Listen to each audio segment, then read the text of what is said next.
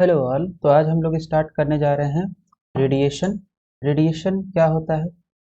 तो रेडिएशन से पहले सबसे पहले हम लोग स्टार्ट करेंगे हीट कितनी तरीके से फ्लो कर सकते हैं किसी भी बॉडी में। तो हीट फ्लो करने के लिए हमारे पास जो होता है तीन मेथड है। पहला है कंडक्शन, दूसरा है कन्वेक्शन, तीसरा है रेडिएशन। तो कंडक्शन और कन्वेक्शन, ये जो दो फ्लो ऑफ हीट होता है, ये जैसे कंडक्शन है तो ये सॉलिड में ज़्यादा डोमिनेंट होगा, कन्वेक्शन जो होगा वो फ्लूइड में ज़्यादा डोमिनेंट होगा। तो कंडक्शन और कन्वेक्शन में जो हीट फ्लो होती है, इसमें हीट को फ्लो होने के लिए मीडियम की आवश्यकता होती है, मीडियम रिक्वायर होता है। लेकिन रेडिएशन जो है, रेडिएशन में जो हीट फ्लो होता है, जैसे हमारे पास रेडिएशन अगर मैं बात करूं, तो जैसे हमारे पास लाइट आ रही है सन से, तो वो किस हीट फ्लो के द्वारा आ रही है? वो आ रही है रेडिएशन के द्वारा। तो इसमें किसी भी मैटर की जरूरत नहीं, इसे इसमें किसी भी मीडियम की जरूरत नहीं होती है। तो कंडक्शन जो है हमारे पास, कंडक्शन क्या होता है? Thermal energy is transmitted by molecules और एटम्स वाया कोलिजन्स। तो इसमें क्या होगा कि एटम्स या मॉलिक्यूल कोलाइड करके थर्मल एनर्जी को ट्रांसफर करेंगे। This mode of heat transfer is permissible for solid, liquid and gas, तीनों में हो सकता है, बट डोमिनेंट फॉर सॉलिड, लेकिन ये सॉलिड के लिए डोमिनेंट है। इसके बाद दूसरा है हमारे पास convection. Thermal energy is transferred by physical movement of matter. इसमें क्या करेगा? इस वाले में तो केवल कोलाइड कर रहा था एटम या मॉलिक्यूल, इसमें क्या होगा कि एटम या मॉलिक्यूल का मूवमेंट होगा। ठीक है, फिजिकल मूवमेंट ऑफ मैटर। तो मैटर जो है उसका, जैसे जब हम लोग वाटर बॉईल करते हैं तो उसमें जो हीट ट्रांसफर होती है किस मीडियम किस हीट फ्लो के माध्यम से होती है? वो होता है कन्वेक्शन के द्वारा। और ये जो कन्वेक्शन है ये ज़्यादा डोमिनेंट किस में होता है? कन्वेक्शन होता है फ्लूइड में ज़्यादा डोमिनेंट। जैसे कंडक्शन होता है सॉलिड में, कन्वेक्शन होता है फ्लूइड में ज़्यादा dominant.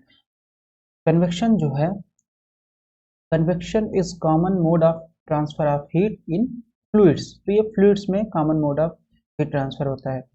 Conduction and convection involve actual participation of material medium. तब इसमें जिस मटेरियल में ये फ्लो होगा उस मटेरियल का जो मीडियम है उसका पार्टिसिपेशन होना चाहिए। लेकिन रेडिएशन में क्या है? रेडिएशन क्या होता है? The process in which thermal energy can be transferred directly from one place और बॉडी टू अनदर प्लेस। ठीक है, तो एक स्थान से दूसरे स्थान में हीट ट्रांसफर होती है विदाउट एनी मीडियम। इसको हम क्या बोलते हैं? इस प्रोसेस ऑफ हीट ट्रांसफर को बोला जाता है radiation. These are EM radiation in the wavelength range lies in infrared region। तो जो रेडिएशन होता है ये क्या है? इलेक्ट्रोमैग्नेटिक रेडिएशन है। जो ये थर्मल रेडिएशन की अगर हम बात करें तो इलेक्ट्रोमैग्नेटिक रेडिएशन होता है जो कहाँ पे लाई करता है? इंफ्रारेड रीजन में, जिसका इंफ्रारेड रीजन का वेवलेंथ कितना होगा? 10⁻⁻⁴ सेंटीमीटर से लेकर के 10 centimetre. Heat radiation exhibit phenomena such as reflection, refraction, absorption, interference, diffraction, polarisation. तो हीट रेडिएशन जो है ये सेम फिनोमेना एग्जिबिट करता है जो आपका लाइट करता है। तो लाइट में भी रिफ्लेक्शन, रिफ्रैक्शन सब होता है, तो हीट रेडिएशन भी ये सारा आपका फिनोमेना शो करता है। फिर इसके बाद हमारे पास कुछ टर्म हैं जो हमें जानना जरूरी है। जैसे हमारे पास टोटल एनर्जी डेंसिटी का एक टर्म है। तो टोटल एनर्जी डेंसिटी क्या होता है? टोटल रेडिएंट एनर्जी, कोई बॉडी है एनर्जी रेडिएट कर रही है, ठीक है, तो total radiant energy for all wavelength from zero to infinite per unit volume around that point. तो इसका क्या मतलब है कि टोटल जितनी भी एनर्जी रेडिएंट कर रहा हो, सपोज हमारे पास एक कोई यहाँ पे बॉडी अगर है, लेट्स से बॉडी है एट टेम्परेचर टी पे, तो टी टेम्परेचर पे है, अगर T is equal to zero है तो कोई भी रेडिएशन इमिट नहीं करेगा। जैसे ही टी ग्रेटर देन जीरो हुआ तो उस पर ये क्या करेगा? रेडिएशन इमिट करना स्टार्ट कर देगा हर डायरेक्शन में। तरीके से हर डायरेक्शन में रेडिएशन एमिट करना स्टार्ट करेगा। ठीक है, तो जितना रेडिएशन ये एमिट कर रहा है, तो रेडिएशन क्या एक तरीके की एनर्जी है, तो रेडिएंट एनर्जी डिवाइड कर देंगे वॉल्यूम से जिस भी पॉइंट पे निकालना है, तो उससे हमें क्या मिल जाएगा? टोटल एनर्जी डेंसिटी मिल जाएगा। तो इसलिए इसका यूनिट कितना हो जाएगा? जूल पर मीटर क्यूब, और इसको डिनोट किससे करते हैं? स्मॉल यू से। फिर इसके बाद आता है spectral energy density. Spectral energy density क्या होगा? Total energy per unit volume per unit wavelength. ठीक है, इसका इसका जो आपके पास यूनिट हो जाएगा ये आ जाएगा joule metre to the power 4। ठीक है, तो for the wavelength lambda it is a measure of the radiant energy per unit volume per unit wavelength. ठीक है, तो यू लेमडा डी लेमडा हमें क्या देगा? अगर यू लेमडा में हम डी लेमडा से मल्टीप्लाई कर देंगे तो ये हमें देगा radiant energy per unit volume in the wavelength range between lambda and lambda plus D lambda. ठीक है, तो ये radiant energy per unit volume दे देगा किस वेवलेंथ रेंज में? लेमडा से लेमडा प्लस डी लेमडा में। तो अगर टोटल हमें निकालना है तो हमें इस टर्म को इंटीग्रेट करना पड़ेगा, तो हमें क्या मिल जाएगा? टोटल एनर्जी डेंसिटी मिल जाएगी। तो U is equal to 0 to infinite spectral energy density और इंटीग्रेट कर देंगे लेमडा के ऊपर। ठीक है, फिर इसके बाद हमारे पास एक टर्म है जिसको बोला जाता है इमिजिविटी और टोटल इमिजिव पावर, और इसको रिप्रेजेंट करते हैं ई से। तो ये बेसिकली आपका इंटेंसिटी है। ठीक है, तो इसको कैसे लिखेंगे? Total radiant energy of all wavelength, जितनी एनर्जी आपकी रेडिएट हो रही है सभी वेवलेंथ के लिए, 0 से इनफाइनाइट के लिए, एमिटेड पर second per unit surface area, right? Total energy divided by area divided by time, जो आएगा आपके पास वही होगा इमिसिव पावर। तो इसका यूनिट कितना हो जाएगा? Joule per metre square multiplied by second. तो ये हो गया आपका इमिजिविटी और टोटल इमिजिव पावर, और इसको डिनोट करते हैं स्मॉल ई से। स्पेक्ट्रल इमिजिव पावर क्या होगा?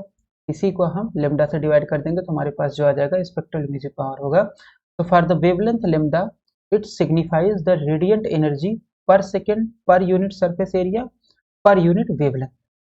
ठीक है, तो अगर हम ई लेमडा डी लेमडा से मल्टीप्लाई कर देंगे ई लेमडा में, हमारे पास क्या आ जाएगा? Energy per second per unit area, और ये हमें दे दिया इमिसिव पावर दे देगा। E lambda D lambda emissive power देगा किस वेवलेंथ के लिए? लेमडा से lambda plus D lambda.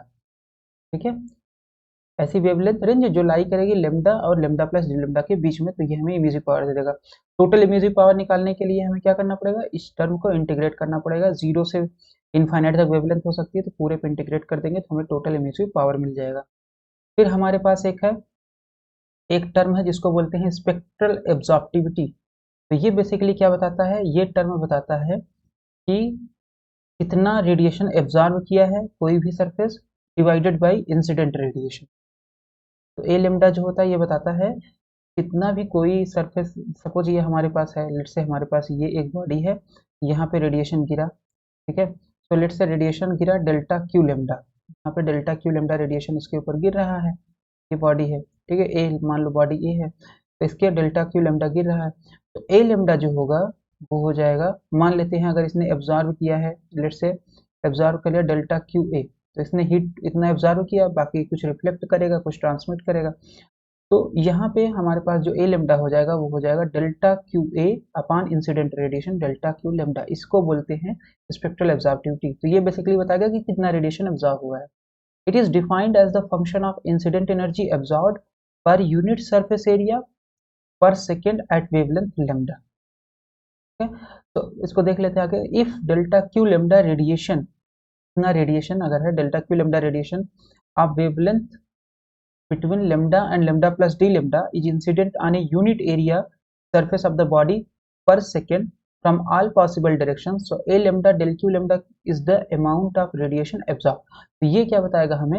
a lambda del q lambda बताएगा कितना रेडिएशन एब्जॉर्ब हुआ है। a lambda has no dimension, इसके पास कोई डिमेंशन नहीं क्योंकि ये ratio. a lambda has no dimension, its maximum value is unity, इसका मैक्सिमम मान कितना हो सकता है? यूनिटी, क्योंकि ये फ्रैक्शन ऑफ एनर्जी है, absorb energy divided by incident energy. For a particular wavelength lambda radiation incident on a body कितना आएगा? Reflection coefficient plus absorption coefficient, या इसको स्पेक्ट्रल एब्जॉर्बिविटी भी बोलते हैं, प्लस ट्रांसमिशन कोफिशिएंट। तो कोई भी अगर बॉडी है तो एनर्जी कंजर्वेशन से क्या होगा? इधर एब्जॉर्ब करेगा, ठीक है, ये रिफ्लेक्ट कर सकता है रेडिएशन को, एब्जॉर्ब कर सकता है और ट्रांसमिट कर सकता है, इक्वल टू 1। तो जहाँ पे आपके पास आर लेमडा जो है वो इसको बोला जाता है रिफ्लेक्शन कोफिशिएंट और टी लेमडा को बोला जाता है ट्रांसमिशन कोफिशिएंट। अगर ब्लैक बॉडी है तो ब्लैक बॉडी की प्रॉपर्टी क्या होती है? सारा रेडिएशन वो एब्जॉर्ब कर लेगा। जब सारा रेडिएशन एब्जॉर्ब कर लेगा तो इसका मतलब है आर लेमडा 0 हो जाएगा, टी लेमडा 0 हो जाएगा और ए लेमडा का मान हो जाएगा 1। ठीक है, for perfectly black body A lambda is equal to 1, R lambda T lambda 0 होता है। तो परफेक्टली ब्लैक बॉडी हमारे पास ऐसा कुछ एग्जिस्ट, ब्लैक बॉडी जो हमारे पास एग्जिस्ट करता है वो है लैम्प ब्लैक, जिसका ए लेमडा का मान है करीब करीब 1 होता है, which is 0.96। And for platinum black उसके लिए हमारे पास ए लेमडा का मान होता है 0.98। तो ब्लैक बॉडी क्या होगा, ब्लैक बॉडी होगा कि टोटल रेडिएशन जितना उसके ऊपर गिरेगा वो एब्जॉर्ब कर लेगा। तो हम इसको कैसे समझ सकते हैं, a small hole in a large cavity acts as a black body. So समझो हमारे पास एक ये कैविटी है, सपोज ये हमारे पास एक रिंग टाइप का स्ट्रक्चर है जिसको हम कैविटी बोल रहे हैं। तो यहाँ से ये ग्रीन कलर का रेडिएशन, ये जो होल दिख रहा है, यहाँ से एंटर किया, तो एंटर करेगा तो ऐसे जाएगा, फिर यहाँ से रिफ्लेक्शन होगा, यहाँ से रिफ्लेक्शन होगा, यहाँ से रिफ्लेक्शन, यहाँ से रिफ्लेक्शन, इस तरीके से टोटल ये जो रेडिएशन आया यहाँ पे अंदर, पूरा इसके अंदर ही रिफ्लेक्ट होता रहेगा और इस तरीके से ऑब्जॉर्व हो जाएगा। तो ये जो होल है यहाँ पे, पूरा बॉडी नहीं, केवल और केवल ये होल आपका किस तरीके से काम कर रहा है, जो यहाँ पे छोटा सा होल है, यही आपका काम कर रहा है ब्लैक बॉडी की तरीके से।